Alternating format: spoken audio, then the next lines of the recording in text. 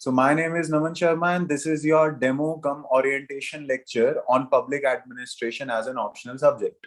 Right? कि public administration optional subject आपको क्यों चुन why you have to opt for it, what are the benefits, what people think are drawbacks and या कोई भी option आपको क्यों चुनना होता है और प्रिपरेशन कब स्टार्ट करनी है कैसे नहीं करनी है, तो वो सारी चीजें हम इसके अंदर आंसर करने की कोशिश करेंगे इस ओरिएंटेशन सेशन के अंदर. I hope that is clear है ना. तो I won't take any time. Just जो लोग भाई अब संडे को आए हैं उनके लिए मेरा एक फेमस कोट है ये कि life is 10% what happens to me and 90% how I react to it. तो आप लोग छुट्टी वाले दिन ये डेमो सेशन अटेंड करने आए हुए हैं, यू आर ऑन, और बाकी जो 90% लोग हैं वो घर पे अपने आराम से बैठे हैं या they are doing something else. But I think this much you can spare for your future, right? You are talking about your future. So it's all about how you react in a particular situation. आप इस weekend वाले दिन class attend कर रहे हैं तो that is your reaction. तो इतना तो फ्यूचर के लिए आप कर ही सकते हैं, है ना? तो let's start with the session. देखिए, सबसे पहला क्वेश्चन जो सबके दिमाग में आता है वो यही है कि सर ऑप्शनल की तैयारी करनी भी है, खुद पढ़ के कर लेंगे, है ना? कि ऑप्शनल को कितना टाइम देना चाहिए, कम टाइम देना चाहिए, ज्यादा टाइम देना चाहिए, क्या वो इंपॉर्टेंट है भी? तो बहुत सारे क्वेश्चंस माइंड में आते हैं. देखिए, मेंस का अगर आप एग्जाम पैटर्न देखें तो 2025 में से आपका मेरिट लिस्ट निकलती है. 2025 का जर्नल स्टडीज के पेपर आप देखिए, ये हैं journal studies including essay and all. ये आपके ऊपर है. ऑप्शनल सिर्फ आपका 500 मार्क्स का है. लेकिन let me tell you this, ये जो 500 मार्क्स का आपका ऑप्शनल है, देखिए ऑप्शनल डिसाइड करता है दो चीजें. पहली चीज तो ये डिसाइड करता है कि आपका सिलेक्शन होगा कि नहीं. सबसे पहली चीज तो ये डिसाइड करता है. और दूसरी चीज वो ये डिसाइड करता है कि आपको आईएएस मिलेगा या किसी अलाइड सर्विस के अंदर फंस जाओगे. देखिए, ये जो 2019 के टॉपर हैं, इनका पबैडी ऑप्शनल था. इन्होंने अपनी मार्कशीट भी शेयर करी थी सबके साथ. तो अगर आप चेक करें, आप देखिए, अगर आप जीएस की बात करें, अगर आप जीएस की बात करें, 108, 115, 101 इस रेंज में मार्क्स हैं. इस रेंज में मार्क्स हैं. It is the optional that gets you through. भाई यूपीएससी मेंस निकालने के लिए, यूपीएससी का एग्जाम निकालने के लिए आप, अगर आपका ऑप्शनल ढंग से नहीं है, आप पेपर निकाल ही नहीं सकते. भूल जाओ आपका कितना अच्छा करंट अफेयर है, भूल जाओ आपको पॉलिटी कितनी आती है, ज्योग्राफी कितनी आती है, डजंट मैटर एट ऑल. सिर्फ एक चीज मैटर करता है कि आपने ऑप्शनल कितने अच्छे से प्रिपेयर किया है. क्योंकि आप देखिए, अगर आपका ऑप्शनल सही है तो ऑब्वियसली देखो, सिलेक्शन आपका 750 मार्क्स पे हो जाता है.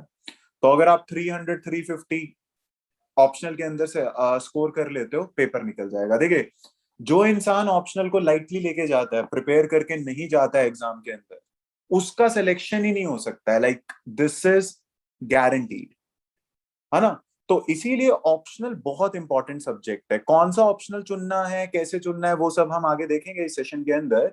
But one thing is for sure, without optional you cannot go through, you cannot sail through your UPSC journey, you cannot crack the UPSC exam.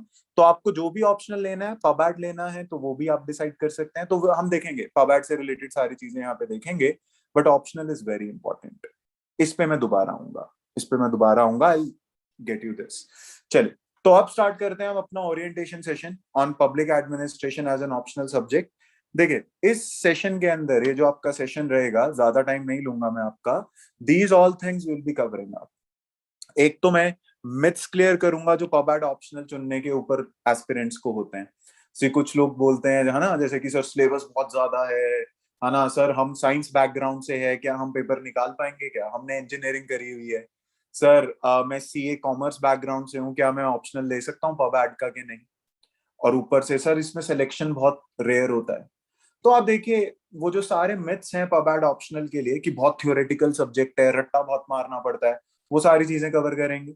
दूसरा, मैं आपको पबैट का इसी के साथ साथ एक ओवरव्यू दूंगा कि किस तरीके का सब्जेक्ट है, कैसे क्वेश्चंस पूछे जाते हैं, हम एनालाइज करेंगे along with tagging it to clear your myths related to the subject, है ना, कि क्या क्या प्रॉब्लम्स हैं, कैसे हम रेक्टिफाई कर सकते हैं. और लास्ट में वही कि आपको ये ऑप्शनल क्यों चुनना है, why you have to go for PubAd as your optional subject, जो कि बहुत इंपॉर्टेंट चीज है ना, जिसके लिए आप यहाँ पर बैठे हो.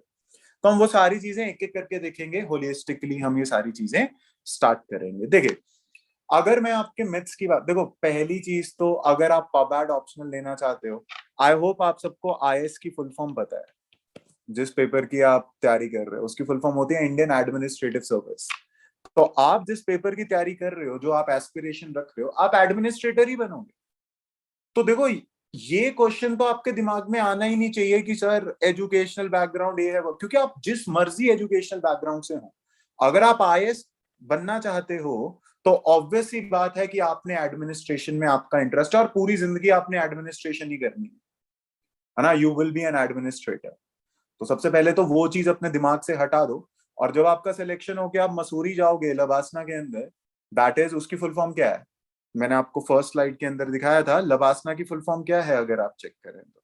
सो that is this, Lal Bahadur national academy of administration. तो ये जो आपका ड्रीम प्लेस है टू गो आफ्टर सिलेक्शन, यहाँ पे आपको एमए पबाड की तो डिग्री मिलेगी, और क्या मिलेगा।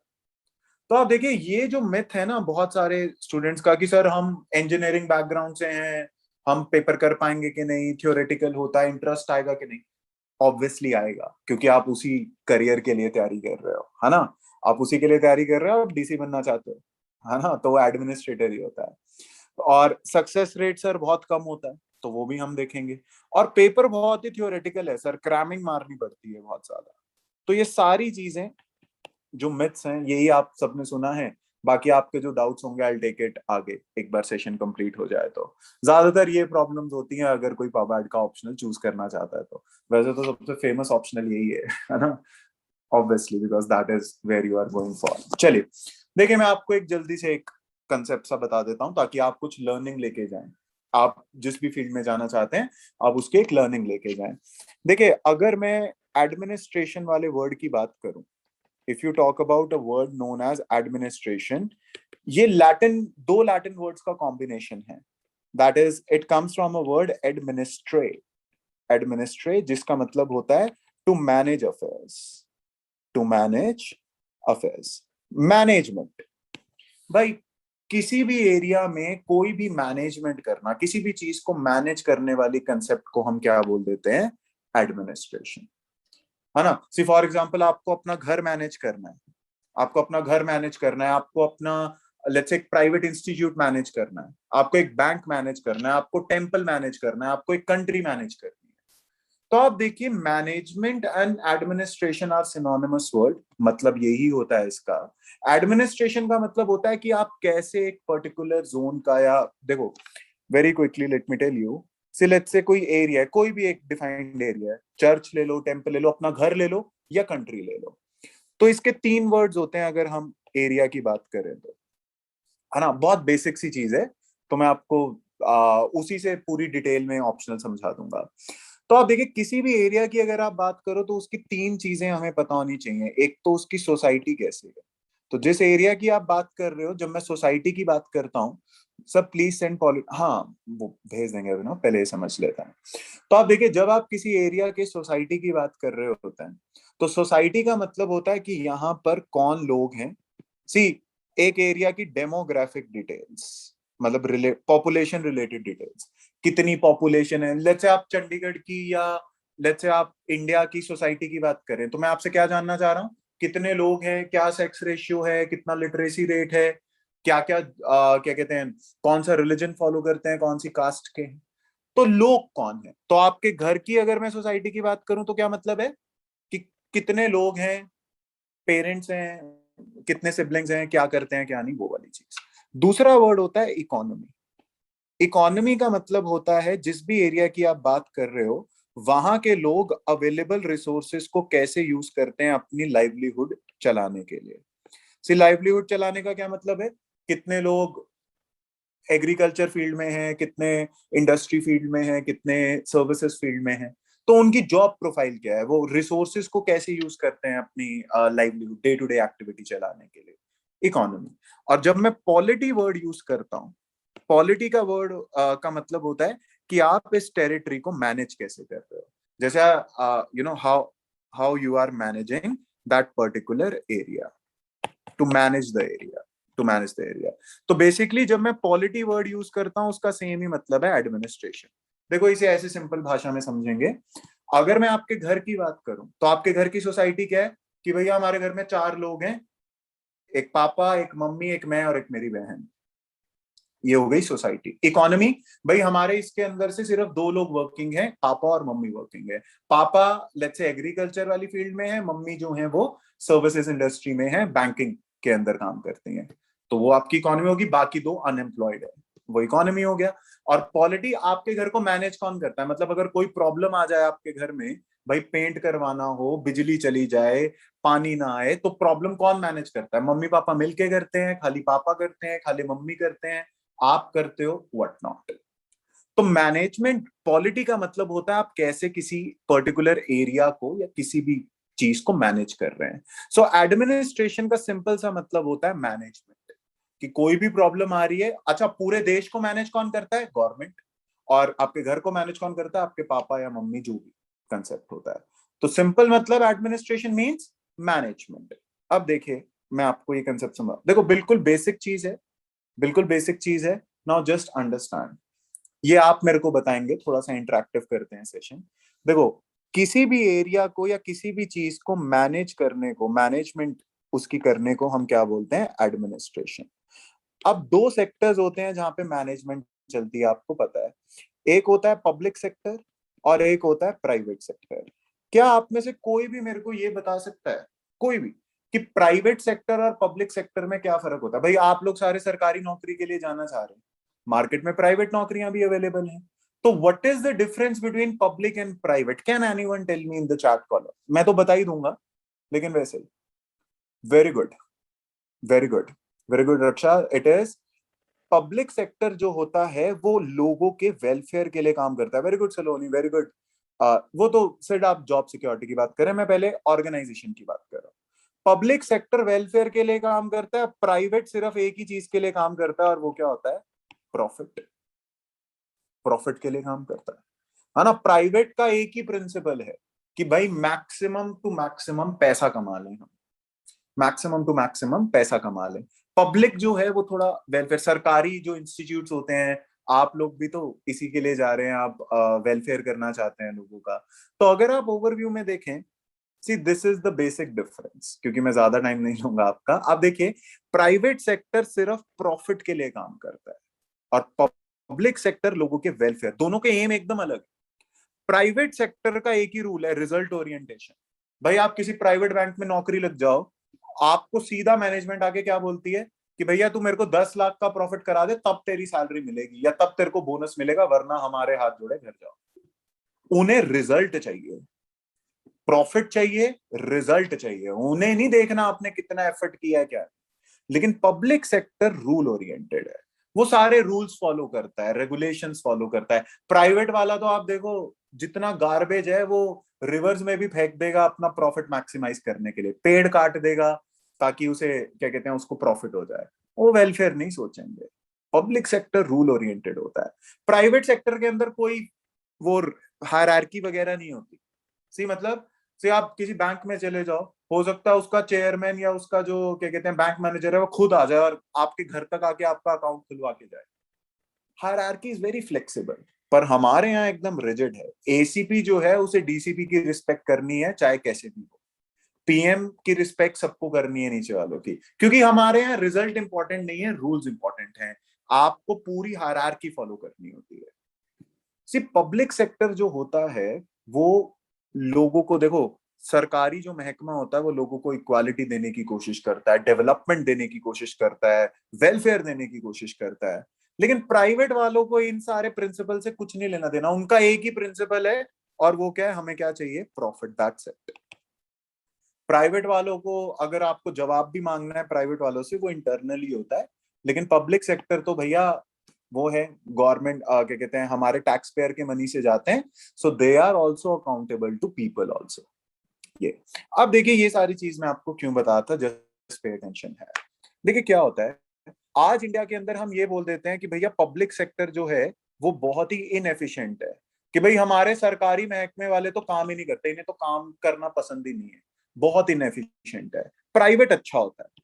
हमें एक ये चीज बोली हुई है that private is always efficient and it is good and public sector is very bad. आप सबने सुना होगा ये, है ना? आप सबने ये वाली चीज सुनी होगी। लेकिन आप देखिए इस चीज में गलत है, ये चीज अगर आप बेसिकली देखी जाए ये गलत है।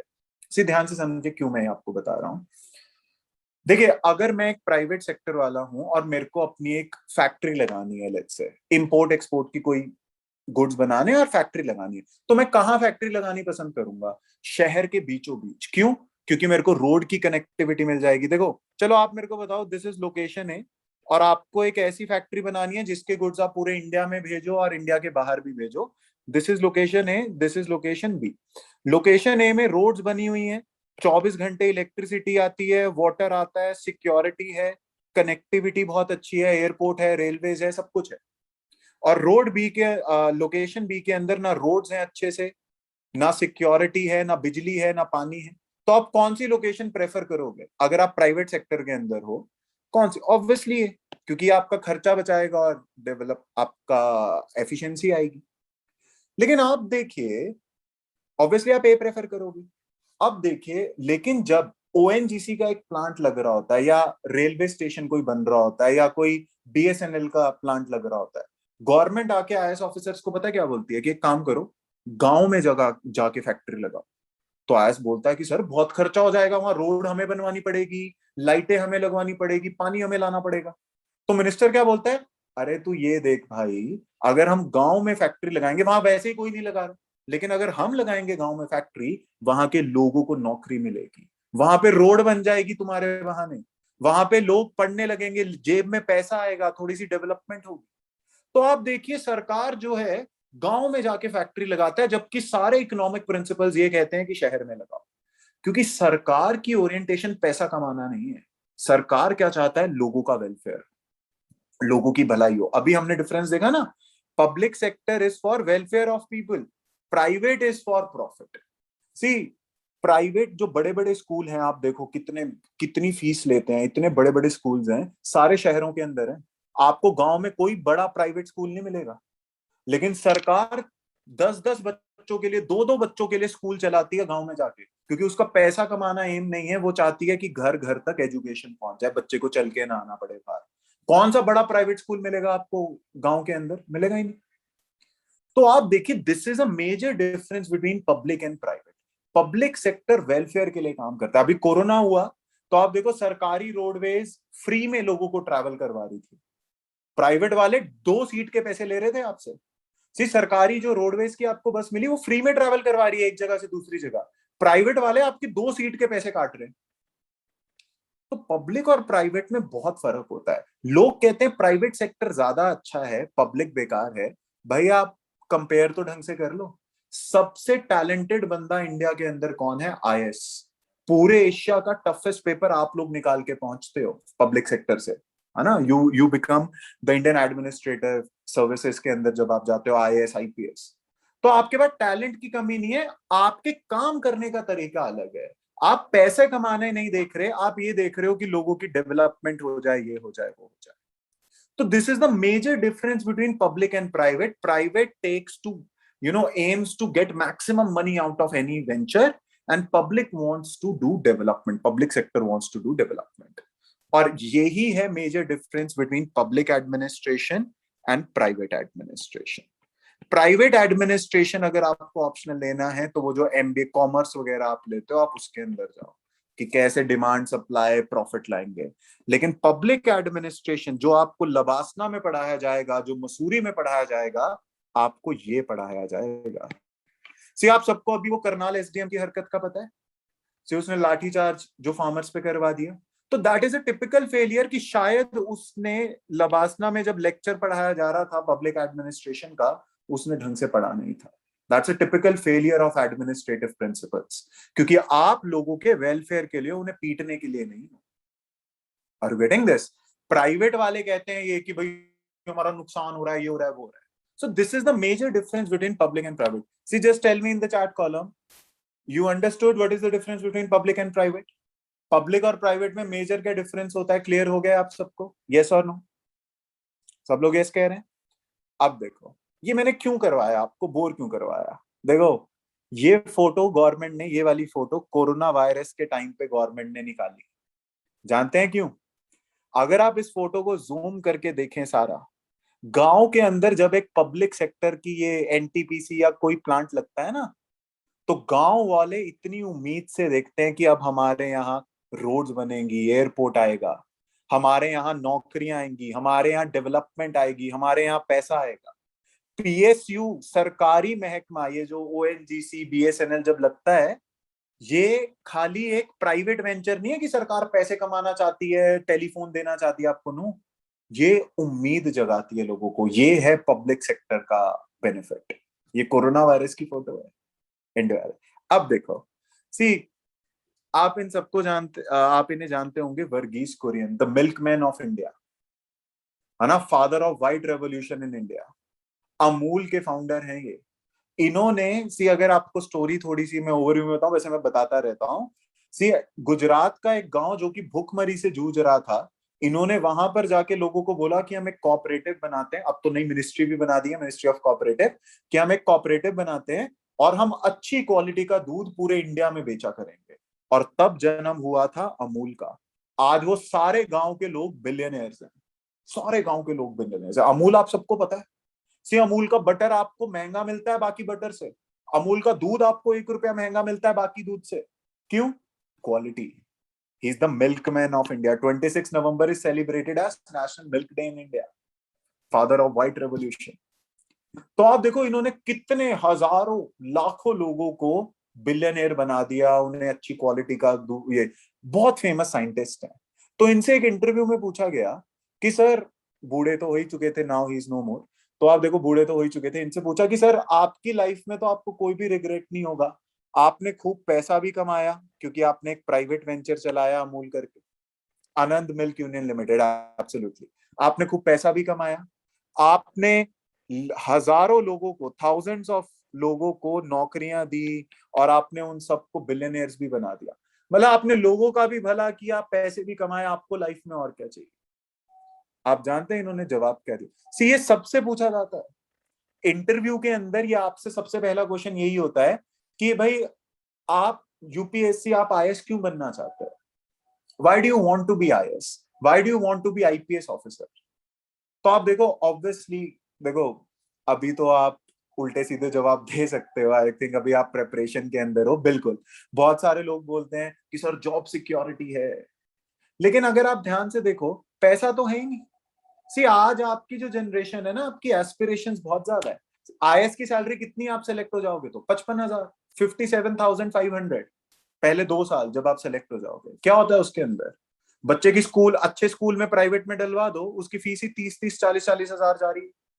ऊपर से उसका आलतू फालतू का खर्चा, आपको घूमने जाना है, मॉल जाना है, ये जाना है, वो, पैसे तो बचेंगे ही नहीं आपके पास।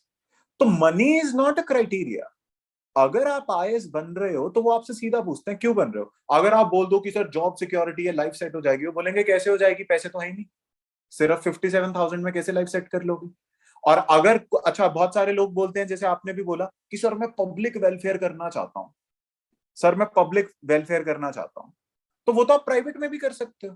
भाई लेट्स से अगर आप प्राइवेट नौकरी करते हो, मंदिर के बाहर जाओ, गरीब को पैसे दे दो, किसी को नौकरी पे डलवा दो। तो वर्गीस कुरियन से भी यही पूछा गया कि आपने तो लोगों की मदद भी करी है, आप प्राइवेट में रहे, आपने लोगों की मदद करी, पैसा भी खूब कमाया, बहुत अच्छा लगा होगा। ये पता है क्या बोलते हैं? कहते अगर मैं आईएएस होता ना, पूरे देश के लिए पॉलिसी बनाता और पूरे देश का भला करता। See, that is why you all want to be administrator.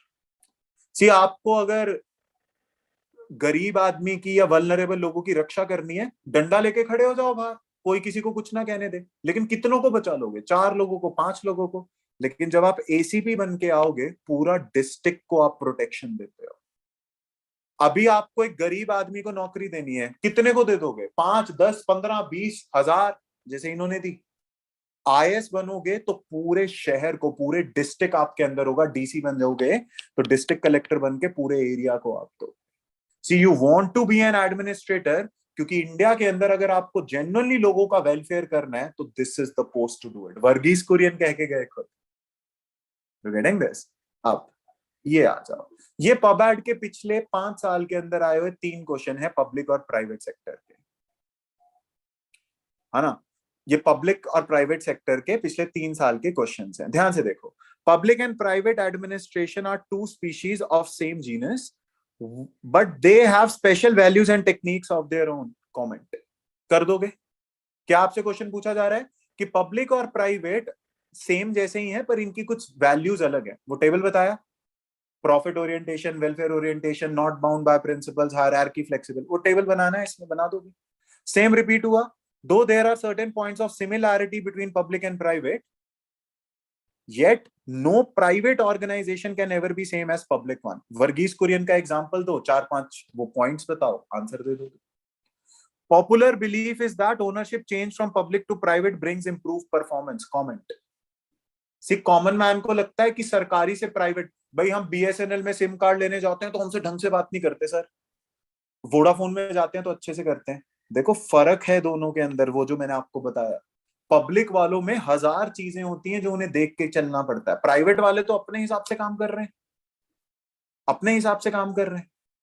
तो आप देखिए, just tell me can you attempt these 3 questions or not, yes or no, अभी तक जो हमने डिस्कस किया उससे। सी एक्चुअली मैं आपको मजाक नहीं कर रहा था, मैं आपको एक चैप्टर पढ़ा रहा था पबाड का, ताकि आपको सिलेबस का पता चल जाए थोड़ा सा। कर दोगे तीनों? अब ये है ऑप्शनल आपका, कोई भी आपको बुकिश नॉलेज नहीं चाहिए ऑप्शनल की। मैक्सिमम एस्पिरेंट्स पछताते क्यों है ऑप्शनल के अंदर, बुक पढ़ के चले गए सर हम तो पब्लिक और प्राइवेट का, बस देखो उन्होंने सिर्फ ये टेबल पढ़ा जो बुक के अंदर है, सिर्फ ये टेबल पढ़ा ना, उन्होंने उन्हें ऐसे एनालाइज किया ये लोकेशन वाला सोच के, ना उन्होंने उन्हें रियल लाइफ से जोड़ा, एनटीपीसी, पीएसयू, आईएस वगैरह से, ना उन्होंने वर्गीज कुरियन वाले एग्जाम्पल दिए। आपको कंसेप्ट समझना है और अपनी भाषा में आंसर लिखना है, क्रैमिंग नहीं करनी है। जर्नल पब्लिक एडमिनिस्ट्रेशन, देखो एडमिनिस्ट्रेशन तो थ्योरेटिकल है ही नहीं भाई, एडमिनिस्ट्रेशन आप एसीपी बन जाओगे। सी अब वो जैसे करनाल का जो एसडीएम है, उसको वहां पे एक प्रॉब्लम आई थी जो उसे ढंग से सॉल्व करना था, जो वो कर नहीं पाया। सो आप देखिए, पब्लिक एडमिनिस्ट्रेशन एक बहुत ही प्रैक्टिकल सब्जेक्ट है। अभी मैं आपको नंबर्स दिखाऊंगा कितने लोग चुनते हैं, कितने क्यों करते हैं, लेकिन आप देखिए क्वेश्चंस बहुत सिंपल होंगे अगर आपको कंसेप्ट समझ आ गया। और ये भी कोई बुकिश कंसेप्ट नहीं है, आसपास देखते हो आप सारी चीजें, सवाल ही नहीं आप इसके अंदर कम स्कोर करो, इसलिए ये सबसे पॉपुलर चॉइस होती है ऑप्शनल की, और इसीलिए मसूरी में यही पढ़ाते हैं आपको। आई होप ये क्लियर है। ऐसे क्वेश्चंस होते हैं, ये है आपकी फील पबैड के उसकी, बाकी मैं अभी आगे बताता हूँ। I hope this is clear. देखो इसकी मैंने फोटो भी डाल दी थी। सो ये जो आयुष सिन्हा है, मे बी ये शायद थोड़ी ढंग से काम नहीं कर रहे थे। देखो I told you administration is management, management of affairs, management of affairs, है ना। एडमिनिस्ट्रेशन क्या होता है? Management of affairs. तो आप देखिए, जब आप एक कंट्री को मैनेज कर रहे होते हो, कंट्री को मैनेज कौन करता है? गवर्नमेंट। और गवर्नमेंट के अंदर ही है आपके PM, CM, parliament, IAS, IPS, आप सब इसी के पार्ट बनने वाले हो। अभी मैं एक स्ट्रक्चर बता दूंगा आपको, 5 मिनट लगेंगे। तो आईएएस जब एक कंट्री को मैनेज कर रहा है, कंट्री में बहुत तरीके की प्रॉब्लम आती है। भाई बारिश हो गई, वाटर लॉगिंग हो जाता है, वाटर लॉगिंग हो जाता है, पॉवर्टी है, इतने सारे लोग हैं, अलग अलग धर्म के अलग अलग व्यू रखते हैं, तो आपको उन्हें सॉल्व करने के लिए अलग अलग तरीके से काम करना पड़ता है। मे बी ये उस मैनेजमेंट के अंदर, this is a typical case of failure of public management, public administration जो हुआ है रिसेंटली।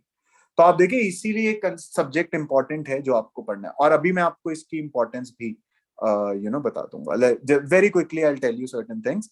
देखिए 2-4 चीजें पहले ध्यान से समझो यहाँ पर, जो मैं आपको बताना चाहता हूँ कि पहले तो अगर आप पबैड ऑप्शनल लेते हो तो आपको क्या क्या एडिशनल बेनिफिट्स मिलते हैं इसके साथ। सी अभी देखो, अभी मैं आपको मार्कशीट पे जाता हूँ। देखो एक तो इसके जो 500 मार्क्स के ऑप्शनल के 2 पेपर हैं, पेपर 1, पेपर 2, आप आसानी से अगर पबैट पढ़ते हो, ढंग से पढ़ते हो, लाइक रट्टा रुट्टा नहीं मारते हो, आप आसानी से इसमें 290 प्लस स्कोर कर सकते हो विद गारंटी। कोई रट्टा नहीं मारना है। देखो क्रैमिंग और अंडरस्टैंडिंग में एक बहुत सिंपल सा फर्क है। उस बच्चे के लिए पब्लिक और प्राइवेट क्रैमिंग हो जाता है जो सिर्फ वो टेबल रट के बैठा है, लेकिन अगर आपने कंसेप्ट समझा है, वो अंडरस्टैंडिंग है, आप आसानी से 290 प्लस कर सकते हो। पबैड अगर आप पढ़ोगे, आप जीएस पेपर 2 जो इंडियन पॉलिटी है, वो आपका 90% कंप्लीट हो जाता है, पॉलिटी और गवर्नेंस, 2 थिंग। थर्ड, प्रीलिम्स के अंदर जो पॉलिटी का सेक्शन होता है वो क्लियर हो जाता है। और ये मैं आपको अभी एग्जांपल दिखा रहा हूं कैसे। चौथा, आपका एथिक्स का पेपर अगर आप देखो, जो पेपर 4 ऐड किया है वो आपकी एडमिनिस्ट्रेशन सुधारने के ही किया है। उसके अंदर आपको पब्लिक एडमिनिस्ट्रेशन एक गवर्नेंस का टॉपिक डाला हुआ है। तो ये ऑन फिफ्थ इज एसे। एसे के अंदर आपको पता होगा कि गवर्नमेंट को क्या करना चाहिए, कैसे करना चाहिए, कब करना चाहिए।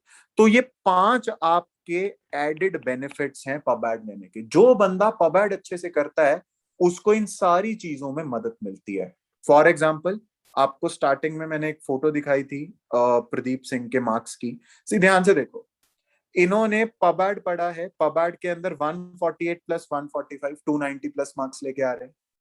एक तो ये पब एड अच्छे से पढ़ा है। जीएस पेपर 4 157, आप देखिए सबसे ज्यादा, क्योंकि पब एड पढ़ा हुआ है। और बाकी जनरल स्टडीज में सबसे ज्यादा मार्क्स किस में है? जीएस पेपर 2, इंडियन पॉलिटी 115, बाकी सब में 108 101, और एसए के अंदर 140। पब एड पढ़ते हो तो आपका पेपर निकलना बहुत आसान हो जाता है। इसीलिए 9500 लोग सेलेक्ट होते हैं मेंस लिखने के लिए। 3300 उसमें से on an average pub ad optional लेते हैं। और उसमें से सबसे हाईएस्ट सक्सेस रेट भी अब आपका पब एड का ही है। सबसे ज्यादा हाईएस्ट सक्सेस रेट भी पब एड का है, क्योंकि इसके एडेड बेनिफिट्स बहुत ज्यादा है। एडेड बेनिफिट्स बहुत ज्यादा है। So that is why pub ad is very famous optional. आगे मैं डेटा भी बता रहा हूँ उसका, बट आई होप ये एडेड बेनिफिट्स आपको। और क्वेश्चन एकदम जर्नल एप्लीकेशन के होते हैं, तो आपको डे टू डे, और आपने यही पढ़ना है, पूरी जिंदगी यही करना है, सिलेक्शन हो जाए तो उसके बाद पूरी जिंदगी यही करना है। तो इसीलिए pub ad is very very important as we see from है। देखिए, अब देखिए इसके अंदर एक छोटी सी चीज जो मैं बताना चाहूंगा, ये तो देखो सिंपल सी चीज है। पब्लिक एडमिनिस्ट्रेशन होता क्या है? It means management. करता कौन है? Government agencies. तो जब आप कंट्री को मैनेज कर रहे होते हो, उसे पब्लिक एडमिनिस्ट्रेशन कहते हैं। एडमिनिस्ट्रेशन, मैनेजमेंट, पब्लिक मतलब जब आप कंट्री को मैनेज कर रहे हो, सिंपल सी चीज वो। बेनिफिट्स मैंने आपको बता दिए कि अगर आप अच्छे से पढ़ते हो, मैं आपको सिंपल सा बता दिया, बहुत बेनिफिट मिलेगा। इससे अच्छा ऑप्शनल आपको नहीं मिल सकता है। पहले मैं आपको डेटा दिखा देता हूं। देखो, इसका सक्सेस रेट 10.5% है। Around 3300 students on an average इसे लेते हैं, सबसे ज्यादा। बाकी सारे देखो, साइकोलॉजी का रिसेंटली ऊपर क्यों गया है? क्योंकि because of ethics again. Ethics is combination of psychology and this. और एथिक्स का जो डेटा है हमारे पास सिर्फ पिछले 2 साल का है। उससे पहले हमारे पास डिटेल डेटा नहीं था। तो अगर आप on a 5 year data comparison करें, PubAd is the highest success rate giving optional available to you. और गेटिंग दिस, सबसे ज्यादा, ना सोशियोलॉजी, ना पॉलिटिकल साइंस, ना ज्योग्राफी, ना हिस्ट्री, सबसे ज्यादा पबएड का सक्सेस रेट है। ऑब्वियसली बिकॉज ऑफ, आपने क्वेश्चंस देखे ना। सी, अगर आपके पास कोई ऐसा क्वेश्चन आ गया जो आपने कभी पढ़ा भी नहीं है, तो भी आप अटेम्प्ट कर सकते हो, क्योंकि जर्नल एप्लीकेशन के क्वेश्चंस होते हैं। ये मैंने आपको इनकी मार्कशीट दिखा दी थी, ये टॉपर है। बाकी भी बहुत सारे टॉपर्स हैं। देखो, मैं आपको जनरली अब एक थोड़ा सा सिलेबस बता देता हूँ, ताकि ज्यादा टाइम नहीं लूंगा, क्योंकि मेरे को पता है आज संडे है ना। आज संडे है तो मैं ज्यादा टाइम नहीं लूंगा। Let's very quickly see that. देखे क्या है।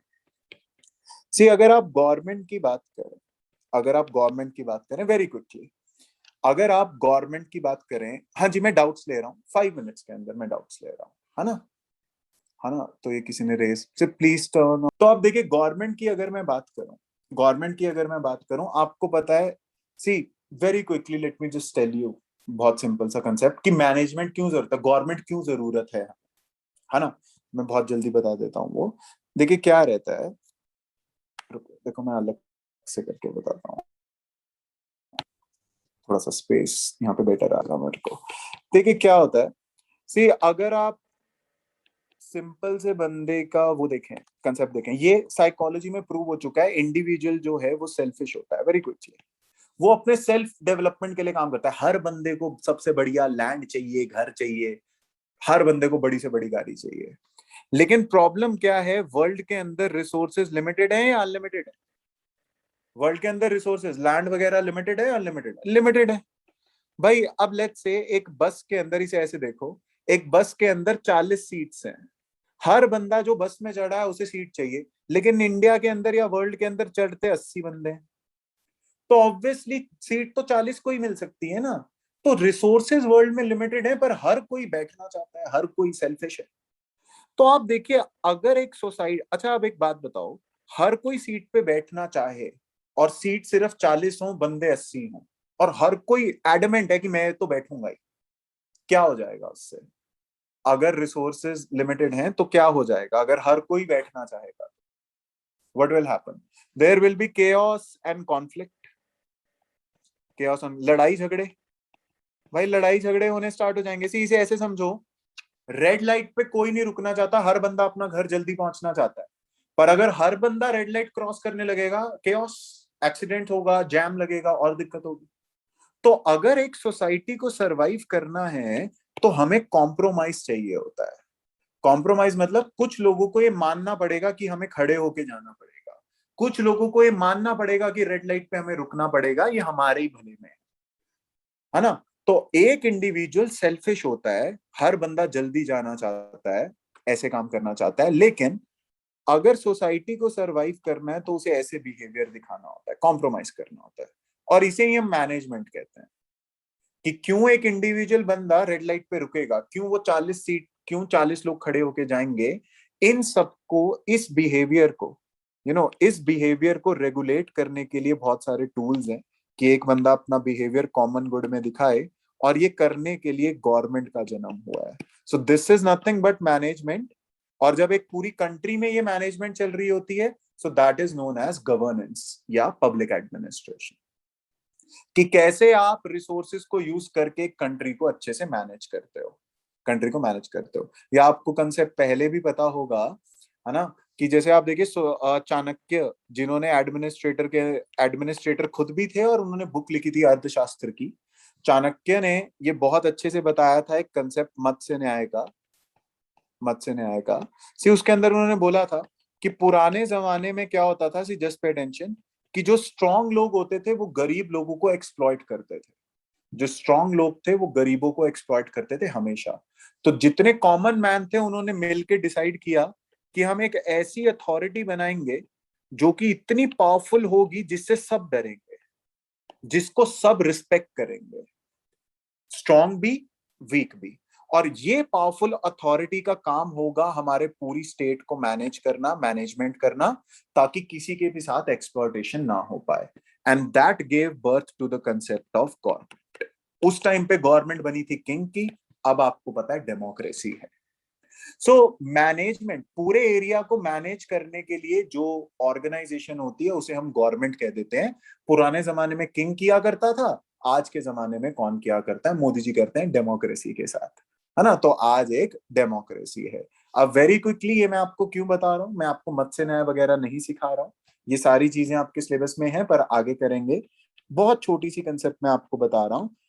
गवर्नमेंट के 3 ऑर्गन होते हैं, प्रोबेबली ये सब आपको पता है, बस 5 मिनट लूंगा, उसके बाद मैं आपके डाउट्स ले रहा हूँ। एग्जीक्यूटिव, लेजिस्लेचर एंड जुडिशियरी, है ना, 3 ऑर्गन्स होते हैं। ये आपको पॉलिटी में भी कराया जाता है ना। गवर्नमेंट जो होती है, लेजिस्लेचर कानून बनाता है, और इसके अंदर आपको पता है सेंटर के अंदर, इंडिया के अंदर पार्लियामेंट है, जिसके 2 ऑर्गन्स होते हैं, that is Lok Sabha and Rajya Sabha. See just 5 minute concentration दिखाएंगे यहाँ पे। जुडिशरी आपको पता है सुप्रीम कोर्ट। एग्जीक्यूटिव में इंडिया में प्रेसिडेंट है, उसके बाद हमारे पीएम आ जाते हैं। पीएम और सीओएम हमारे लोकसभा से ही आते हैं, लोकसभा से आते हैं। और ये जितने भी मिनिस्टर्स होते हैं ये इंडिया के का एडमिनिस्ट्रेशन देखते हैं, एग्जीक्यूटिव। तो आप देखिए ये मिनिस्ट्रीज हो जाती हैं फिर बहुत सारी। एजुकेशन मिनिस्ट्री, सी ध्यान से देखो, ये इंडिया का एडमिनिस्ट्रेटिव मॉडल है। एजुकेशन मिनिस्ट्री, ये सीओएम, एजुकेशन मिनिस्टर हेड करता है। हेल्थ मिनिस्ट्री, सीओएम हेड करता है। Finance ministry, defence ministry. तो इंडिया का पूरा, तो हमने क्या किया हुआ है, पूरे देश को मैनेज करने के लिए अलग अलग डिपार्टमेंट्स बना रखे हैं। एजुकेशन रिलेटेड मैटर ये देखता है, हेल्थ रिलेटेड ये, फाइनेंस रिलेटेड ये, डिफेंस रिलेटेड ये, और उसका पूरा स्ट्रक्चर बनाया हुआ है। और ये आपका सिलेबस है। आपको पबाड के सिलेबस में हम ये सारी चीजें कराएंगे। सी, पहली चीज आपको बताएंगे, देखो, पहली चीज कि पूरे देश को मैनेज करना कैसे होता है, इक्वालिटी के साथ, पॉवर्टी कैसे हटानी है, फाइनेंस कैसे मैनेज करना है, और दूसरा मैनेज करते कौन है।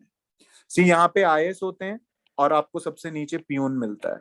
तो पियून से लेके पीएम तक सबका क्या रोल है, कैसे काम करते हैं, कैसे करना चाहिए, क्या क्या प्रॉब्लम्स हैं, वो सारी चीजें हम आपके पबैड के सिलेबस के अंदर देखेंगे, है ना। पीएमओ के थ्रू कैसे काम करता है, कैबिनेट सेक्रेटेरिएट के थ्रू कैसे काम करता है, एक पीयून का क्या रोल होता है, एक आईएएस का क्या रोल होता है, एक डीसी का क्या रोल होता है। तो आपका पब्लिक एडमिनिस्ट्रेशन जो सब्जेक्ट है उसका मतलब क्या हुआ, पूरे देश को मैनेज कैसे करना है। तो पहली चीज कैसे करना है, दूसरी कौन करेगा। तो पीएम वगैरह ये सारी चीज जो आप पॉलिटी में छोटा सा पढ़ते हो, हम ऑप्शनल सब्जेक्ट के अंदर ये सारी चीजें डिटेल के अंदर करेंगे। हर ऑप्शनल पेपर में, हर ऑप्शनल सब्जेक्ट में दो पेपर होते हैं, पेपर 1 एंड पेपर 2। पेपर 1 के अंदर आपको थिंकर्स मिलते हैं जो आपको ये बताते हैं कि मैनेज कैसे करना चाहिए। जैसे आपके पबैड के थिंकर्स मिलेंगे वेबर, जिन्होंने ब्यूरोक्रेसी दी, कौटिल्य, चाणक्य, जो आपको ये बताएगा कि कैसे करप्शन रोकनी चाहते हैं, कैसे गवर्नेंस करनी चाहिए, लोगों के लिए क्या करना चाहिए, ये वाली चीजें, है ना। अच्छा, सी चाणक्य ने ना, आप मानेंगे नहीं, चाणक्य ने अपनी अर्थशास्त्र वाली बुक में ये लिखा हुआ है कि एक जो गवर्नमेंट के अंदर लोग होते हैं उन्हें अपनी वाइफ और बच्चों का भी भरोसा नहीं करना चाहिए। तो जब ब्रिटिशर्स ने पहली बार पढ़ा ना तो वो हंसने लगे कि ये एक ऐसा राइटर है जिसने ये लिखा है कि गवर्नमेंट के अंदर जितने लोग होते हैं, आईएएस आईपीएस किंग जो भी होता है, उसे अपनी बीवी और बच्चों का भी भरोसा नहीं करना चाहिए। बाद में चाणक्य ने समझाया, that prevents nepotism, that prevents corruption. तो आप देखिए, आपको ये सारे थिंकर्स पढ़ने हैं कि कैसे गवर्नेंस देनी चाहिए, कैसे करप्शन रोकना चाहिए, कैसे बढ़िया, वो सारी चीजें हम बताएंगे। कौटिल्य है, मैस्लो है, वेबर है, टेलर है। और पेपर 2 में आपको इंडिया स्पेसिफिक एडमिनिस्ट्रेशन पढ़ना है कि यूनियन गवर्नमेंट में पीएम प्रेसिडेंट कैसे रूल करता है, स्टेट गवर्नमेंट में सीएम वगैरह कैसे रूल करते हैं, आईएएस कैसे रूल करते हैं, डिस्ट्रिक्ट गवर्नमेंट के अंदर डीसी कैसे रूल करता है, लॉ एंड ऑर्डर, पुलिस की क्या क्या प्रॉब्लम है। सी, मैंने एक वीडियो बनाई है पबैड के ऑप्शन की, यूट्यूब पे अवेलेबल है, कि पुलिस के अंदर क्या क्या प्रॉब्लम। पिछले साल पबैड का ही क्वेश्चन आया था, उसमें सारे आंसर बच्चों ने खुद दिए। भाई पुलिस के अंदर क्या क्या प्रॉब्लम है, आप ही मेरे को अभी बता दोगे। सर बात ढंग से नहीं करते, एटीट्यूड प्रॉब्लम। सर करप्शन है, करप्शन। थर्ड, सर इंफ्रास्ट्रक्चर नहीं है, मैन पावर नहीं है, डंडे लेके खड़े हैं, टेक वो फिट नहीं है। तो आप देखिए, सारी की सारी चीजें ही आपके सिलेबस का पार्ट है। आपको बुक तोड़ना पड़ना है, थोड़ा सा दिमाग चलाना है बस। Exactly, inefficient and all that stuff. तो आप देखिए, ये आपका सिलेबस है। आपको बस ये डायग्राम पियून से लेके section officer, peon, clerk, section officer, IAS, क्या कहते हैं, minister, PM, president, supreme court, parliament, इन सब के बारे में आपको पढ़ना है। कैसे सॉल्यूशन, इनका क्या क्या हम सॉल्यूशन दे सकते हैं, कैसे ये सुधर सकती है। मोदी जी जो भी नई स्कीम्स अलाउ करते हैं, जीएसटी एंड ऑल दैट सब, वो सारी हमारी नोट्स के अंदर है। आते हैं, पढ़ते हैं, जो चीज अच्छी लगती है इंप्लीमेंट कर देते हैं। और आप जब सेलेक्ट हो जाओगे, आपको लवासना में यही पढ़ाएंगे पबैट, ताकि जब आप मिनिस्टर्स के पास जाओ आईएएस वगैरह बन के, तो आपको पता हो कि कैसे गवर्नेंस करनी है और कैसे उसे सुधारा जा सकता है। ये आपका पूरा सिलेबस है, without going into that details. और क्वेश्चंस मैंने आपको बता ही दिए कि आपको पता होगा कि कैसे डिफरेंस होता है। तो आपको पबैट के अंदर क्या क्या पढ़ना है, पेपर 1 के अंदर आपको थिंकर्स पढ़ने हैं कि हाउ टू डू गवर्नेंस, जो आपको बताएंगे कि कैसे गवर्नेंस करनी चाहिए। तो कौटिल्य, टेलर, ये सारे पढ़ेंगे। उसके बाद आपको इंडिया स्पेसिफिक जो है कि इंडिया की गवर्नमेंट के बारे में सब कुछ पढ़ना है। एग्जीक्यूटिव में कौन है, लेजिस्लेचर में कौन है, जुडिशरी में कौन है, आईएएस की आईपीएस से क्या लड़ाई होती है, मिनिस्टर की आईएएस से क्या लड़ाई होती है, वो सारी चीजें देखनी है। और फाइनली जुडिशरी के बारे में देखना है, दैट्स इट। और गवर्नेंस कैसे देनी होती है। तो ये आपका सिलेबस है, जेनेरिक सब्जेक्ट है, सक्सेस रेट बहुत हाई है। और ये 5 आपको एडेड इसके साथ बेनिफिट्स मिलते हैं जो मैंने आपको बताया है। तो ये एक ओवरव्यू है पबैट का। और मैंने आपको एक टॉपिक भी करवा दिया चैप्टर 1 का कि पब्लिक और प्राइवेट में फर्क क्या होता है और क्यों आपको ज्वाइन करना चाहिए। आपके जीएस में बहुत मदद करेगा this thing. Now just 2 minute, see now the question is, sir please suggest a book. हाँ जी, मैं बताता हूँ अभी। देखो, वो सारी जो जो बुक्स आपको पढ़नी है, जो जो आपको कंसेप्ट पढ़ने, वैसे भी मैंने आपको बताया कोई एक बुक नहीं है पेपर निकालने के लिए। आप वो पढ़ सकते हो कंसेप्ट के लिए, लेकिन आपको समझना है। देखो, मैं 2-4 चीजें यहाँ पे क्लियर कर देता हूँ यहाँ पे जस्ट वेरी क्विकली। सी देखिए यहाँ पर आइए, दो चार क्वेश्चंस जो आपके दिमाग में होंगे कि सर सेल्फ स्टडी से ऑप्शनल कर सकते हैं, बिल्कुल कर सकते हो। एडवाइस नो, मुझसे नहीं करना कोई बात नहीं, आपको जहां से ऑप्शनल करना है वहां से करो, पर मेरा एडवाइस ये रहेगा कि सेल्फ स्टडी से ऑप्शनल ना करो। वाई? वाई? देखिए, मैंने अभी आपको बताया ऑप्शनल के बिना आपका पेपर नहीं निकलेगा, ऑप्शनल के बिना पेपर नहीं निकलेगा। ऑप्शनल आपका पूरा करियर डिसाइड करेगा, आपके 30 साल। अगर आप इसके अंदर लापरवाही कर जाते हो तो आप अपना पेपर सेक्रीफाइस कर रहे हो, आप अपना पेपर सेक्रीफाइस कर रहे हो। तो आपको जहां से कोचिंग लेनी है वहां से लो, मुझसे लेनी है, कहीं और से लेनी है, जहां से भी। और कोई भी ऑप्शनल लेना है, पबाड नहीं, कोई भी लेना है, जो भी आपको लेना है, पर आई विल एडवाइज यू कि आपको ये 3 से 4 महीने की कोचिंग जरूर लेनी पड़ेगी। ऑप्शनल सब्जेक्ट में आप लापरवाही नहीं कर सकते, अनलेस आपने मैथ्स वगैरह कोई ऑप्शनल लेना है जिसके टीचर्स अवेलेबल नहीं होते और आपने उसमें पीएचडी वगैरह कर रखी है या कोई हायर लेवल कोर्स कर रखा है ना। चाहे आप हिंदी मीडियम के हो, कोचिंग तो लेनी पड़ेगी आपको, हिंदी मीडियम से लीजिए आप, लेनी तो पड़ेगी, है ना। तो 3-4 मंथ्स की जो प्रेपरेशन है ये आपको करनी पड़ेगी, इसमें आप लापरवाही नहीं कर सकते। क्यों? क्योंकि बुक सफिशिएंट नहीं है, आपको एसेंस पता होनी चाहिए हर चीज की।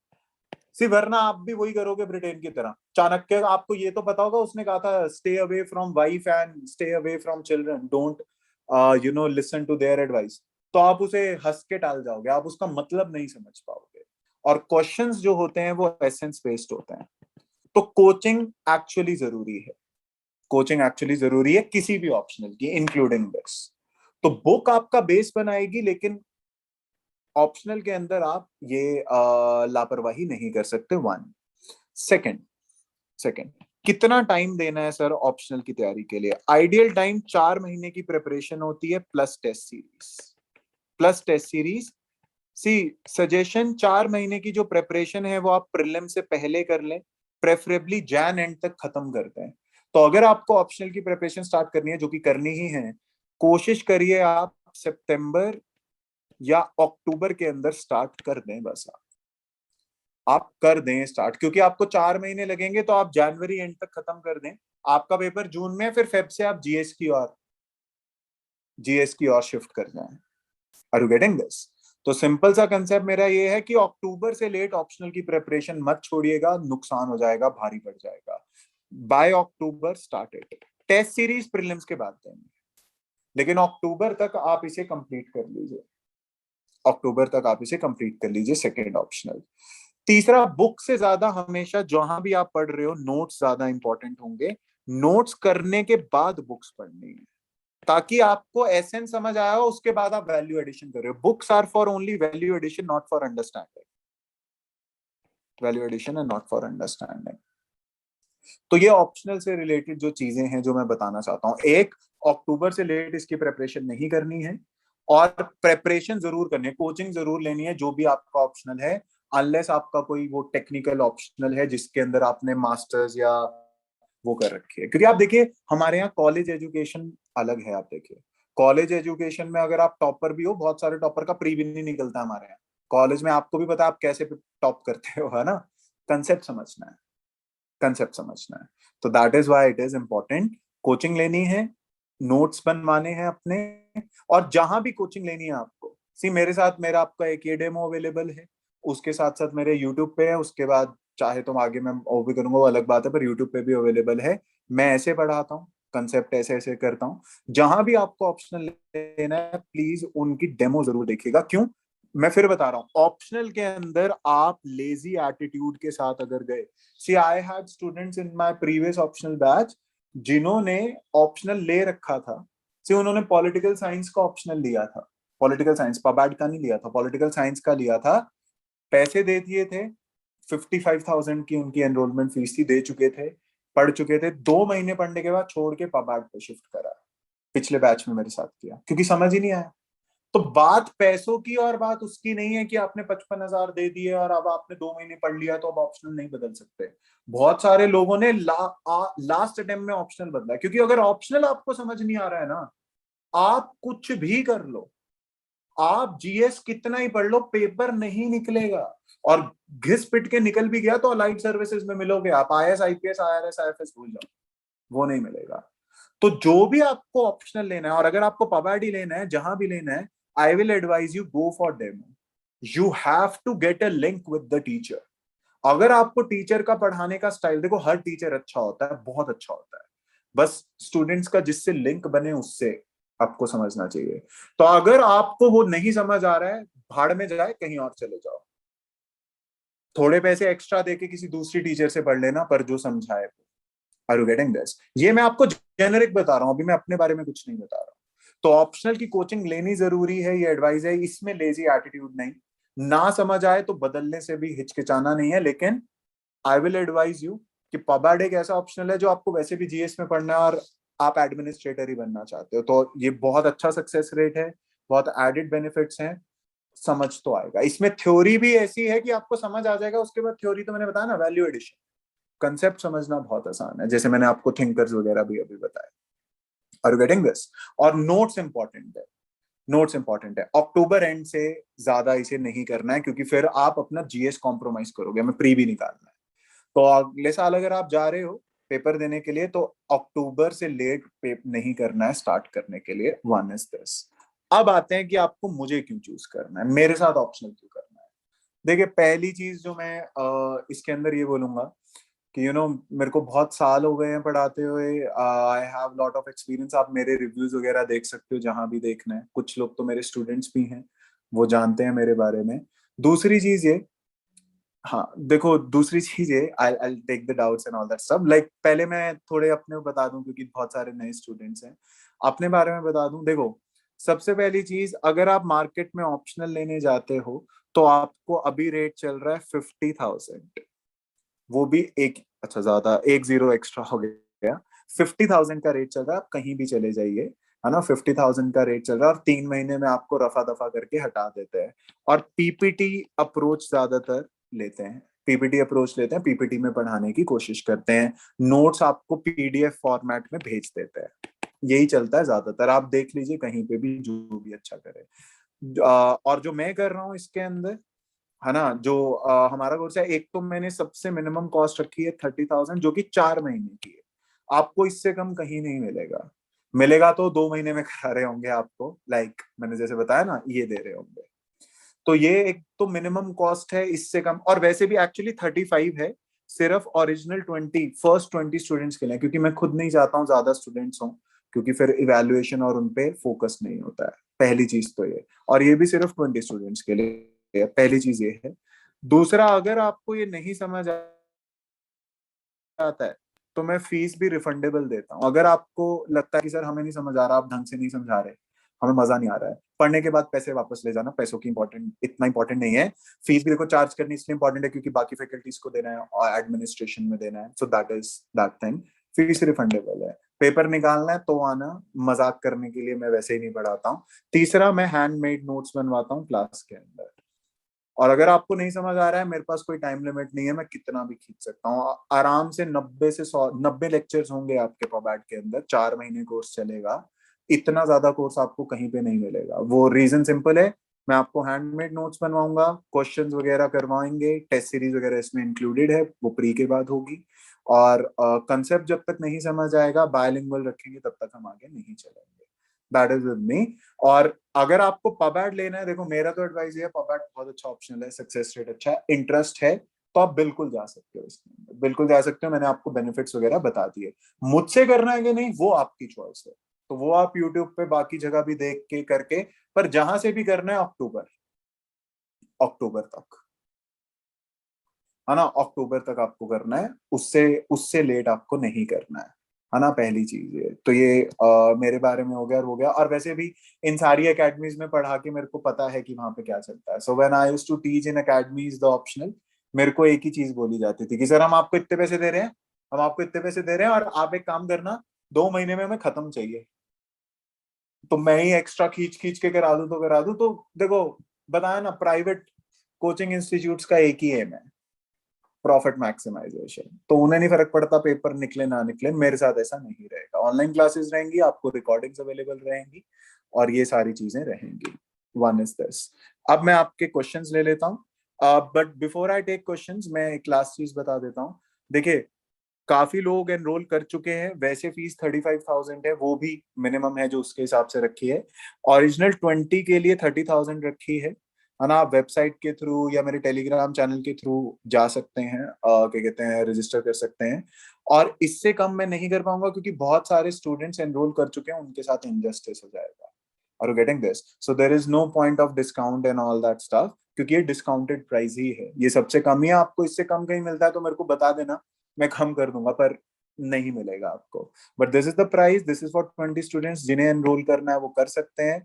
फिर मेरी सरदर्दी है कि मेरे को आपका पेपर कैसे निकालना है, वो मैं करवाऊंगा। तो आप ये कर सकते हैं। So this is the fees and this is for 20 students. You can not like, उसके बाद लेट्स से जब ये स्टूडेंट्स हो जाएंगे, आई थिंक काफी स्टूडेंट्स एनरोल कर चुके हैं, अराउंड 8 to 9 सीट्स बची हैं। तो अगर आप करना चाहते हैं तो जल्द से जल्द कर लीजिएगा। उसके बाद we will revert to 35,000, right? तो वो हो जाएगा। अब आप मेरे को आप अपने क्वेश्चंस बता दीजिए। आप वेबसाइट के थ्रू और टेलीग्राम के थ्रू इस पे जा सकते हैं।